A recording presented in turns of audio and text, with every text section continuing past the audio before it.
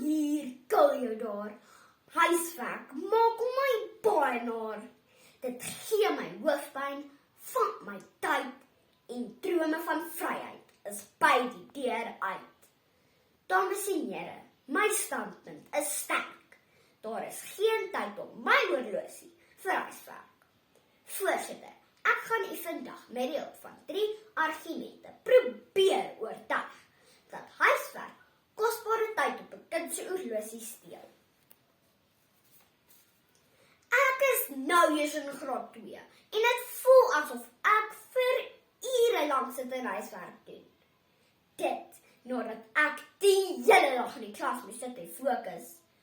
Ek kan nie eens lank genoeg konsentreer as my mamma vir my verduidelik om my kamer skoon te maak nie. Al wat ek eintlik wil doen, is om met my klein sussie buite speel. Dit bevestig my eerste argument. Huiswerk steel ons kosbare speeltyd. Dr. Melody de Jager sê in haar boek Speel, speel slim, wat in 2017 gepubliseer is, hoe belangrik speel vir 'n kind is. Omdat daar nie meer tyd is om te speel nie, gaan baie geleenthede verby om te leer.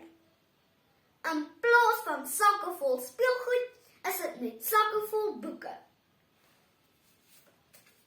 My tas is al klaar so swaar, dat ek eers wil weet hoe seer my rug aan die einde van graad 12 sal wees nie.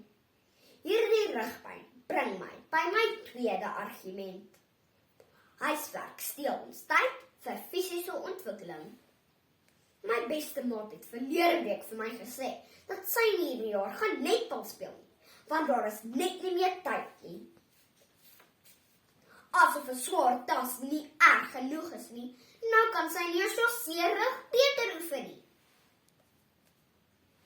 Dr. Imtiaz Suliman het op 4 Februarie 2023 in die artikel Die man met die hart van goud aan die Son-Koerant vertel dat sport en oefening baie belangrik vir 'n mens se fisiese ontwikkeling is. My derde argument is dat huiswerk ons kosbare gesinstyd steel. Na al die huiswerk het niemand meer krag vir enigiets nie. Johan Kokemoer skryf op 28 Mei 2018. Moet ons dalk weer dink oor huiswerk? Op Marula Media dat huiswerk ouers kwaad en kinders angstig maak.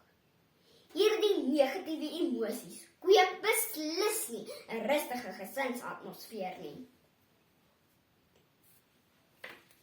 Voorsitter, ek vat saam.